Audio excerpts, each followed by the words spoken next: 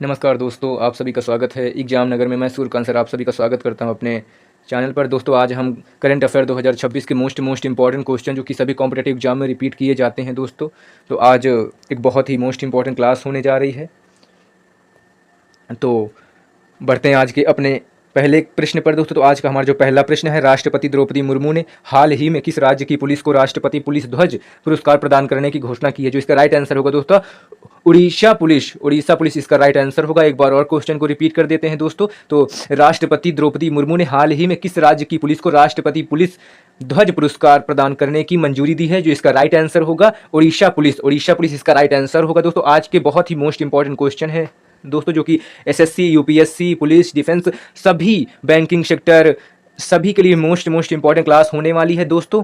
तो इस क्लास को अच्छे से पढ़ें दोस्तों, और चैनल को हमारे सब्सक्राइब करें कि हमारी वीडियो आपके पास जल्दी से जल्दी पहुंच सके दोस्तों। तो आज मुख्य तथ्यों पर बात कर लेते हैं दोस्तों। उड़ीसा का गौरव, उड़ीसा पुलिस यह प्रतिष्ठित सम्मान पाने वाली भारत की कुल चुनिंदा राज्य पुलिस बलों में से एक बन गई है। यह उनके अनुशासन और पिछले वर्षों के उत्कृष्ट रिकॉर्ड को दर्शाता है। विशेष पहचान, इस निशान के मिलने के बाद अब उड़ीसा पुलिस के सभी जवान अपनी वर्दी के बाईं आस्तीन पर इस विशेष प्रतीक या निशान या लोगों को लगा सकेंगे। बढ़ते हैं अपने अगले प्रश्न पर। जो आज का हमारा अगला प्रश्न है दोस्तों, विश्व वर्ष 2025-26 में भारत के रक्षा निर्यात डिफेंस एक्सपोर्ट ने कितने करोड़ का रिकॉर्ड आंकड़ा हुआ है? जो इसका राइट आंसर होगा दोस्तों 83,424 करोड़ इसका राइट आंसर है दोस्तों। एक बार और अपने प्रश्न को रिपीट कर देते हैं दोस्तों। वर्ष 2025-26 में भारत के रक्षा निर्यात डिफेंस एक्सपोर्ट ने कितने करोड़ का रिकॉर्ड आंकड़ा हुआ है? जो इसका राइट आंसर है दोस्तों वो है 38,424 करोड़ इसका राइट आंसर। इसके मुख्य तथ्यों पर बात कर लेते हैं दोस्तों। तो इसके मुख्य तथ्यों पर बात कर लेते हैं। इस कुल निर्यात में सरकारी कंपनियों का हिस्सा लगभग 55% और निजी क्षेत्र का हिस्सा 45% रहा है। इसके दूसरे मुख्य तथ्य पर बात कर लेते हैं। 62.66% की भारी बढ़ोतरी पिछले साल 2024-25 की तुलना में इस बार निर्यात में लगभग 62.66% का उछाल देखा गया है, जो भारत की बढ़ती सैन्य ताकत को दर्शाता है। इसके तीसरे मुख्य तथ्य पर बात कर लेते हैं दोस्तों। 80 से अधिक देशों को निर्यात। वर्तमान में भारत दुनिया के 80 से ज्यादा देशों को हथियार और सैन्य उपकरण जैसे ब्रह्मोस, मिसाइल, रडार और बुलेट प्रूफ जैकेट बेच रहा है। अब हम बढ़ते हैं अपने अगले प्रश्न पर। जो हमारा अगला प्रश्न है, हाल ही में चर्चा में रहा अंतरिक्ष वेंचर कैपिटल फंड सेवी के अंतर्गत किस श्रेणी के वैकल्पिक निवेश कोष एआईएफ में पंजीकृत है? दोस्तों जो इसका राइट आंसर होगा श्रेणी सेकंड एआईएफ, ये इसका राइट आंसर। इसके मुख्य तथ्यों पर बात कर लेते हैं। इस फंड का संचालन और प्रबंधन इन स्पेस भारतीय राष्ट्रीय अंतरिक्ष संवर्धन और प्राधिकरण केंद्र द्वारा किया जाएगा, जो सीधे तौर पर अंतरिक्ष विभाग डीओएस के अंतर्गत आता है। अब हम बढ़ते हैं अपने अगले प्रश्न पर। जो हमारा आज का अगला प्रश्न है दोस्तों, तो प्रधानमंत्री ने हाल ही में गुजरात में सम्राट संप्रति संग्रहालय का उद्घाटन किया है। सम्राट संप्रति किस वंश से संबंधित है? जो इसका राइट आंसर है दोस्तों वो है मौर्य वंश। अपने क्वेश्चन को एक बार और रिपीट करते हैं दोस्तों। प्रधानमंत्री ने हाल ही में गुजरात में सम्राट संप्रति संग्रहालय का उद्घाटन किया है। सम्राट संप्रति किस वंश से संबंधित है? जो इसका राइट आंसर है दोस्तों मौर्य वंश इसका राइट आंसर होगा। इसके मुख्य तथ्यों पर बात कर लेते हैं। साम्राज्य का विस्तार, उनके शासनकाल दौरान मौर्य साम्राज्य की सीमाएं एक बार फिर से सुदृढ़ हुई। उन्होंने न केवल धार्मिक बल्कि प्रशासनिक सुधारों पर भी जोर दिया, जिससे मौर्य वंश का प्रभाव लंबे समय तक बना रहा। ये जो बात हो रही है दोस्तों, ये सम्राट संप्रति के विषय में बात हो रही है दोस्तों। बढ़ते हैं अपने अगले प्रश्न पर। जो हमारा अगला प्रश्न है, sky tracks world airport award 2026 के अनुसार दुनिया का सर्वश्रेष्ठ हवाई अड्डा किसे चुना गया है? दोस्तों ये बहुत ही मोस्ट इंपॉर्टेंट प्रश्न है दोस्तों, जो कि हमेशा एसएससी यूपीएससी में रिपीट किए जाते हैं दोस्तों। तो sky tracks world airport awards 2026 के अनुसार दुनिया का सर्वश्रेष्ठ हवाई अड्डा किसे चुना गया है? जो इसका राइट आंसर है दोस्तों चांगी हवाई अड्डा, सिंगापुर में। ये इसकी फोटो है दोस्तों, जो कि बहुत ही अद्भुत और सुंदर दिख रहा है ये एयरपोर्ट दोस्तों। इसके मुख्य तथ्यों पर बात कर लेते हैं। चांगी हवाई अड्डे ने अब तक 13 बार दुनिया के सर्वश्रेष्ठ हवाई अड्डे का खिताब जीता है, जो स्काई ट्रैक्स के इतिहास में किसी भी अन्य एयरपोर्ट द्वारा बनाया गया एक अटूट रिकॉर्ड बन गया है दोस्तों। चांगी एयरपोर्ट दोस्तों ये सिंगापुर का एक बहुत ही फेमस और बहुत ही लग्जरियस एयरपोर्ट है दोस्तों। ये उसकी फोटो है दोस्तों। अब हम बढ़ते हैं अपने अगले प्रश्न पर। कुआं लालनपुर घोषणा जो हाल ही में खबरों में थी का संबंध किससे है? जो इसका राइट आंसर है दोस्तों जलवायु न्याय। जलवायु न्याय इसका राइट आंसर है। अपने क्वेश्चन को एक बार और रिपीट करते हैं दोस्तों। कुआं लालनपुर घोषणा जो हाल ही में खबरों में थी का संबंध किससे है? जो इसका राइट आंसर है दोस्तों जलवायु न्याय। जलवायु न्याय इसका राइट आंसर। इसके मुख्य तथ्यों पर बात कर लेते हैं दोस्तों। ग्लोबल साउथ की आवाज, यह घोषणा मुख्य रूप से विकासशील देशों द्वारा अपनाई गई है, जिसका उद्देश्य अमीर देशों पर दबाव बनाना है कि वे जलवायु परिवर्तन से निपटने के लिए आर्थिक मदद और तकनीक प्रदान करें। दोस्तों इसके सेकंड मुख्य तथ्य पर बात कर लेते हैं। प्रदूषण भुगतान करें। इस घोषणा का मुख्य सिद्धांत यह है कि जिन देशों ने ऐतिहासिक रूप से सबसे ज्यादा प्रदूषण फैलाया है उन्हें ही जलवायु परिवर्तन के नुकसान की सबसे ज्यादा भरपाई करनी चाहिए। अब हम बढ़ते हैं अपने अगले प्रश्न पर दोस्तों। आज का जो हमारा प्रश्न है, भारत और किस देश के बीच विदेश कार्यालय स्तरीय परामर्श बैठक का 7वां दौर हाल ही में अल्जीरियस में आयोजित हुआ? जो इसका राइट आंसर है दोस्तों अल्जीरिया। अल्जीरिया की जो राजधानी है दोस्तों अल्जीरियस है। इसके मुख्य तथ्यों पर बात कर लेते हैं दोस्तों। इस सातवें दौर की बैठक में भारत और अल्जीरिया के रक्षा, डिफेंस, अंतरिक्ष और उर्वरक, फर्टिलाइजर जैसे क्षेत्रों में सहयोग बढ़ाने पर सहमति जताई है। अल्जीरियस में आयोजित यह बैठक अल्जीरिया की राजधानी अल्जीरियस में आयोजित हुई है, जहां भारतीय प्रतिनिधिमंडल का नेतृत्व विदेश मंत्रालय के सचिव CPV और OIA ने किया है। ये इसका राइट आंसर है दोस्तों। अब हम बढ़ते हैं अपने अगले प्रश्न पर, जो आज का हमारा अगला प्रश्न है। हाल ही में संस्था को डीम्ड यूनिवर्सिटी का दर्जा प्रदान किया है, तो जो इसका राइट आंसर होगा दोस्तों NCERT को दोस्तों हाल ही में डीम्ड यूनिवर्सिटी का दर्जा प्रदान किया गया है। ये इसकी फोटो है दोस्तों NCERT का। इसके मुख्य तथ्यों पर बात कर लेते हैं दोस्तों। डीम्ड यूनिवर्सिटी का दर्जा मिलने के बाद अब NCERT खुद भी ग्रेजुएट, पोस्ट ग्रेजुएट और डायरेक्ट और डॉक्टरेट डिग्री कोर्स शुरू कर सकेगी और खुद ही परीक्षाएं आयोजित कर प्रमाण पत्र दे सकेगी। अनुसंधान पर जोर, यह दर्जा मिलने से NCERT को वैश्विक स्तर पर अन्य विश्वविद्यालयों के साथ मिलकर शिक्षा अनुसंधान, एजुकेशनल रिसर्च और नवाचार करने की अधिक स्वतंत्रता मिलेगी दोस्तों। अब हम बढ़ते हैं अपने अगले प्रश्न पर। आंध्र प्रदेश सरकार ने 1 अप्रैल 2026 से किस वर्ग के लिए मुफ्त बिजली योजना शुरू करी? जो इसका राइट आंसर है दोस्तों बुनकर। आंध्र प्रदेश सरकार ने 1 अप्रैल 2026 से किस वर्ग के लिए मुफ्त बिजली योजना शुरू करी? जो इसका राइट आंसर है दोस्तों बुनकर। इसका राइट आंसर। इसके मुख्य तथ्यों पर बात कर लेते हैं। यूनिट की सीमा, इस योजना के तहत राज्य के पात्र बुनकरों को हर महीने 500 यूनिट तक मुफ्त बिजली दी जाएगी, जिससे उनकी उत्पादन लागत, प्रोडक्शन कॉस्ट में बड़ी कमी आएगी। हथकरघा और पावर दोनों शामिल हैं। यह लाभ न केवल हाथ से बुनाई करने वाले बल्कि पावर लूम चलाने वाले बुनकरों को भी मिलेगा, जिससे छोटे उद्योगों को संजीवनी मिलेगी। इसके मुख्य तथ्यों पर एक बार और दोस्तों बात कर लेते हैं। यूनिट की सीमा, इस योजना के तहत राज्य के पात्र बुनकरों को हर महीने 500 यूनिट तक मुफ्त बिजली दी जाएगी, जिससे उनकी उत्पादन लागत, जो उनका प्रोडक्शन कॉस्ट में बड़ी कमी आएगी। अब हम बढ़ते हैं अपने अगले प्रश्न पर, जो आज का हमारा अगला प्रश्न है। वो त्रिपुरा में किस जिला पंचायत ने राष्ट्रीय स्तर पर सर्वश्रेष्ठ जिला पंचायत श्रेणी में प्रथम स्थान प्राप्त किया है? दोस्तों जो इसका राइट आंसर है सिपाही जाला जिला पंचायत। ये इसका राइट आंसर है दोस्तों। इसके मुख्य तथ्यों पर बात कर लेते हैं। राष्ट्रीय पंचायत पुरस्कार सिपाही जाला को यह सम्मान दीनदयाल उपाध्याय पंचायत सतत विकास पुरस्कार 2026 के तहत देश भर की जिला पंचायतों में पहले स्थान पर रहने के लिए दिया गया है। 9वीं सतत विकास लक्ष्य, इस पंचायत ने गरीबी मुक्त, स्वस्थ, बाल हितैषी और आत्मनिर्भर गांव जैसे 9 प्रमुख मानकों पर सबसे शानदार प्रदर्शन किया है, जो इसे एक मॉडल जिला बनाता है। डिजिटल गवर्नेंस, सिपाही जाला ने अपनी सभी सेवाओं को 100% डिजिटल और पारदर्शी बनाया है, जिससे सरकारी योजनाओं का लाभ सीधे और तेजी से ग्रामीणों तक पहुंच रहा है। अब हम बढ़ते हैं अपने अगले प्रश्न पर दोस्तों। मिशन कर्मयोगी का मुख्य उद्देश्य क्या है? जो हाल ही में आई गॉट प्लेटफॉर्म के कारण चर्चा में था। इसका जो राइट आंसर है दोस्तों सिविल सेवा क्षमता निर्माण, इसका राइट आंसर है। इसके मुख्य तथ्यों पर बात कर लेते हैं। इस मिशन का सबसे बड़ा लक्ष्य सरकारी कर्मचारियों को रटकर काम करने के बजाय अपनी भूमिका को समझकर काम करने के लिए तैयार करना है, ताकि वे जनता की समस्याओं को बेहतर समाधान निकाल सके। आई गॉट कर्मयोगी प्लेटफॉर्म यह एक ऑनलाइन लर्निंग पोर्टल है, जहां 20 लाख से ज्यादा सरकारी कर्मचारी घर बैठे अपने स्किल बढ़ा सकते हैं। ये जो बहुत ही इंपॉर्टेंट ऐप है, जो कि सरकारी अधिकारियों के लिए है। इसे any where, any time, any device learning के सिद्धांत पर बनाया गया। 6 स्तंभ मिशन कर्मयोगी मुख्य रूप से 6 स्तंभों पर आधारित है, जिसमें नीतिगत ढांचा, संस्थागत ढांचा, योग्यता ढांचा, digital infrastructure, iGOT electronic मानव संसाधन प्रबंधन प्रणाली और निगरानी एवं मूल्यांकन शामिल है।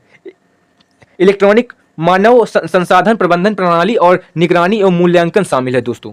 अब हम बढ़ते हैं अपने अगले प्रश्न पर। भारत के किस हवाई अड्डे ने स्काई ट्रैक्स 2026 रैंकिंग में शीर्ष 30वें स्थान पर बनकर भारत और दक्षिण एशिया का सर्वश्रेष्ठ हवाई अड्डा का खिताब जीता है? दोस्तों दिल्ली एयरपोर्ट, दिल्ली का जो हवाई अड्डा आईजीआई ने दोस्तों भारत के दिल्ली का आईजीआई एयरपोर्ट दोस्तों स्काई ट्रैक्स 2026 रैंकिंग में शीर्ष 30वें स्थान पर भारत एवं दक्षिण एशिया का सर्वश्रेष्ठ हवाई अड्डा का खिताब जीता है दोस्तों।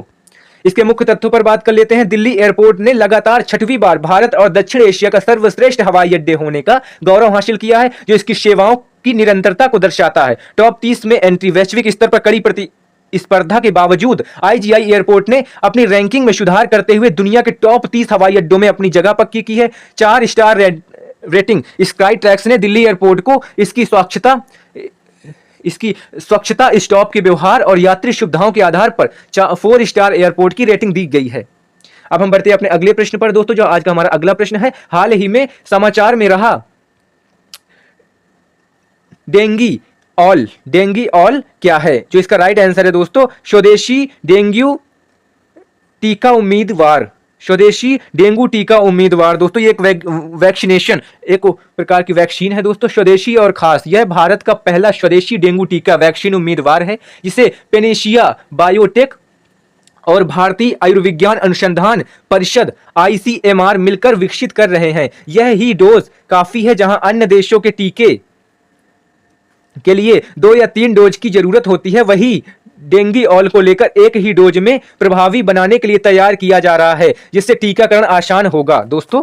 अब हम बढ़ते हैं अपने अगले प्रश्न पर, जो आज का हमारा अगला प्रश्न है।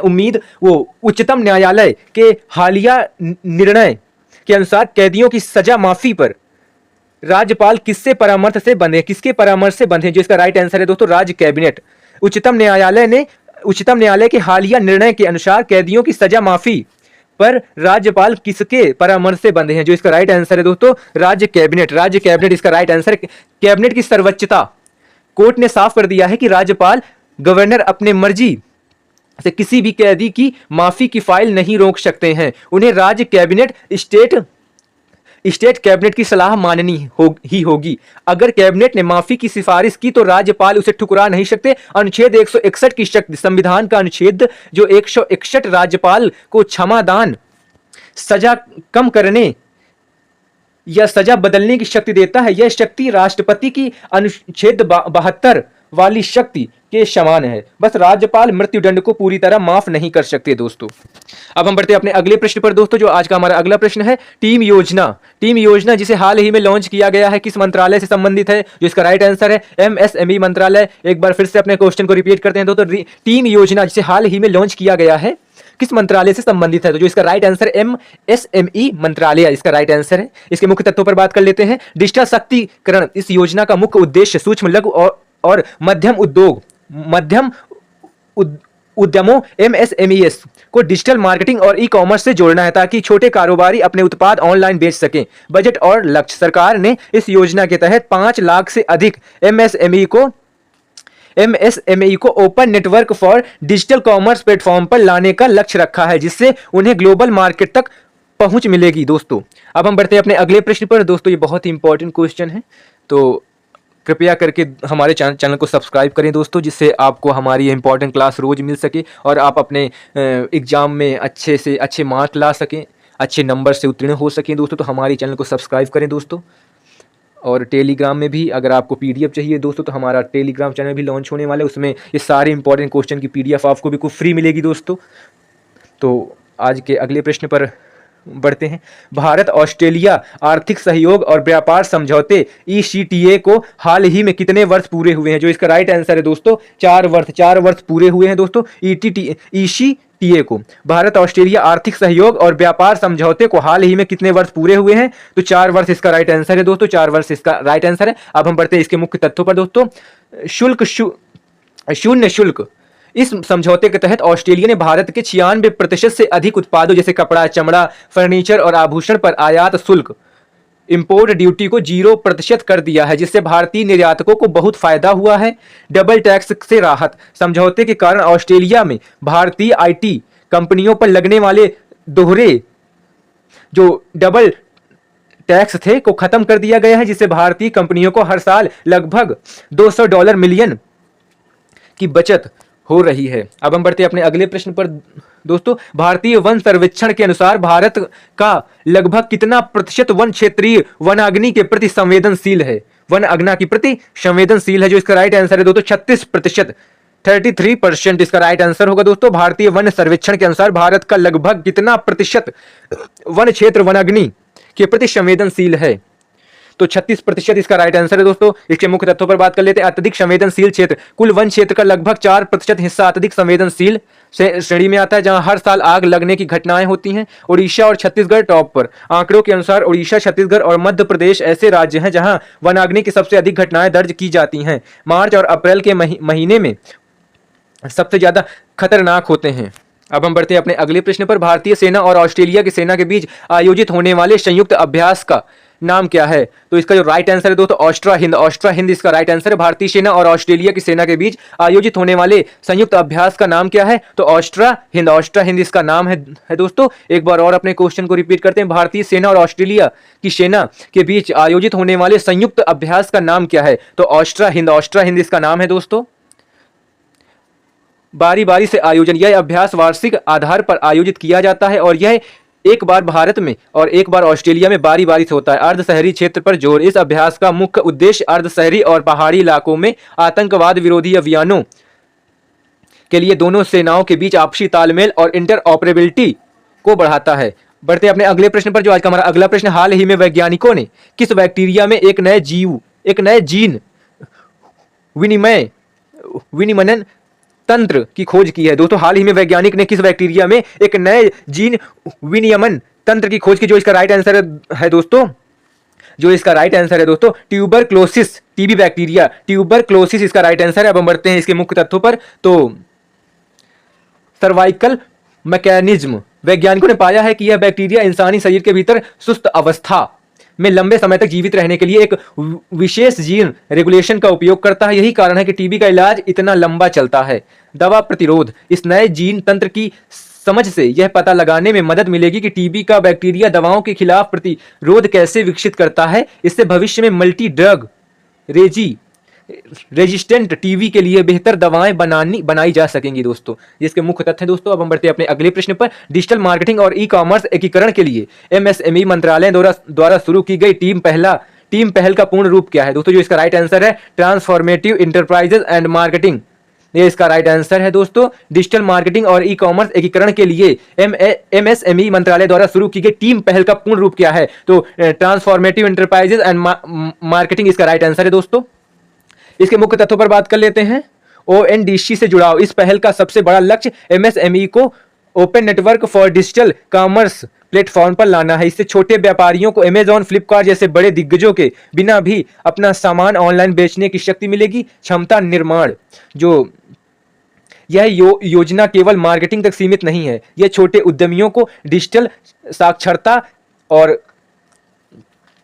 साक्षरता, कैटलॉगिंग और इन्वेंट्री मैनेजमेंट के लिए वर्कशॉप और ट्रेनिंग भी प्रदान करती है। अब हम बढ़ते हैं अपने अगले प्रश्न पर दोस्तों। जो आज का हमारा अगला प्रश्न है, भारत ऑस्ट्रेलिया ईसीटीए के तहत ऑस्ट्रेलिया भारतीय सूचना प्रौद्योगिकी आईटी कंपनियों के लिए प्रतिवर्ष कितने मिलियन डॉलर की बचत सुनिश्चित करता है? जो इसका राइट आंसर है दोस्तों $200 मिलियन इसका राइट आंसर है दोस्तों। भारत ऑस्ट्रेलिया ईसीटीए के तहत ऑस्ट्रेलिया भारतीय सूचना प्रौद्योगिकी आईटी कंपनियों के लिए प्रतिवर्ष कितने मिलियन डॉलर की बचत सुनिश्चित करता है? तो $200 मिलियन इसका राइट आंसर है दोस्तों। अब हम बढ़ते हैं अपने अगले प्रश्न पर। डबल टैक्सेशन, ये इसका तथ्य हैं दोस्तों। तो इस समझौते से पहले भारतीय आईटी कंपनी ऑस्ट्रेलिया में अपनी आय पर भारत और ऑस्ट्रेलियन दोनों जगह टैक्स देती थी। अब ऑस्ट्रेलिया ने अपने घरेलू कानूनों में संशोधन कर इसे खत्म कर दिया है, जिसे सीधे तौर पर सालाना $200 मिलियन की बचत हो रही है। $200 मिलियन की बचत हो रही है। प्रतिस्पर्धात्मक बढ़त टैक्स में इस भारी बचत के कारण भारतीय टैक्स दिग्गज जैसे टीसीएस, इन्फोसिस या विप्रो अब ऑस्ट्रेलियाई बाजार में अन्य वैश्विक कंपनियों की तुलना में अधिक प्रतिस्पर्धी दरों पर अपनी सेवाएं दे पा रही हैं। अब हम बढ़ते हैं अपने अगले प्रश्न पर दोस्तों। जो आज का हमारा अगला प्रश्न है, स्कूल चले हम अभियान हाल ही में किस राज्य में फिर से शुरू किया गया है? मध्य प्रदेश, मध्य प्रदेश इसका राइट आंसर है दोस्तों। स्कूल चले हम अभियान हाल ही में किस राज्य ने शुरू किया है? तो मध्य प्रदेश राज्य ने शुरू किया है। हाल ही में चर्चा में रहा निशान शब्द किससे संबंधित है? जो इसका राइट आंसर है राष्ट्रपति पुलिस ध्वज। हाल ही में चर्चा में रहा निशान शब्द किससे संबंधित है? तो राष्ट्रपति पुलिस ध्वज से संबंधित, ये इसका राइट आंसर है। भारत के रक्षा निर्यात के लिए शीर्ष 3 गंतव्य कौन से हैं दोस्तों? तो अमेरिका, फ्रांस और अर्मेनिया। अमेरिका, फ्रांस और अर्मेनिया इसका राइट आंसर। भारत के रक्षा निर्यात के लिए शीर्ष 3 गंतव्य कौन है? जिसका राइट आंसर अमेरिका, फ्रांस और अर्मेनिया। अर्मेनिया इसका राइट आंसर। अब हम बढ़ते हैं अपने अगले प्रश्न पर दोस्तों। जो आज का हमारा अगला प्रश्न है वो है गोवा के किस हवाई अड्डे को स्काई ट्रैक्स 2026 में वैश्विक स्तर पर 64वां स्थान मिला है? जो इसका राइट आंसर है दोस्तों मनोहर अंतरराष्ट्रीय हवाई अड्डा। मनोहर अंतरराष्ट्रीय हवाई अड्डा दोस्तों गोवा के स्काई ट्रैक्स 2026 में वैश्विक स्तर पर 64वां स्थान मिला है दोस्तों। स्काई ट्रैक्स एक संस्था है जो कि विश्व भर में जितने भी हवाई अड्डे या एयरपोर्ट हैं उनका मूल्यांकन करता है कि कौन सबसे बेस्ट है, फिर उस हिसाब से उन्हें पुरस्कार और सम्मान प्रदान किया जाता है दोस्तों। तो उसी हिसाब से स्काई ट्रैक 2026 में वैश्विक स्तर पर 64वां स्थान हमारे देश में गोवा राज्य को मिला है। और एयरपोर्ट का जो नाम है वो है मनोहर अंतरराष्ट्रीय हवाई अड्डा को 64वां स्थान मिला है दोस्तों स्काई ट्रैक्स 2026 में। तो ये रहे दोस्तों आज के हमारे मोस्ट इंपॉर्टेंट क्वेश्चन 25। तो अगर आपको हमारी क्लास अच्छी लगी तो हमारे चैनल को सब्सक्राइब करें दोस्तों। आज समय कम होने की वजह से दोस्तों आज हम महामैराथन नहीं ला पाए, तो आज हम ये करंट अफेयर की सीरीज लाए हैं। तो हर रविवार को हम ये करंट अफेयर की सीरीज लाते हैं। तो अगर आप ऐसे ही इंपॉर्टेंट क्वेश्चन को पढ़ना चाहते हैं दोस्तों तो हमारे चैनल को सब्सक्राइब करें और अपने दोस्तों के पास शेयर करें जिससे ज़्यादा से ज़्यादा लोग पढ़ सकें दोस्तों। और हमारे टेलीग्राम चैनल भी लॉन्च होने वाला है, तो उसमें इस सभी क्वेश्चन की PDF फ्री मिलेगी, फ्री अवेलेबल होगी दोस्तों। तो 2-3 दिन बाद हम अपने डिस्क्रिप्शन बॉक्स में डाल देंगे अपनी टेलीग्राम की लिंक।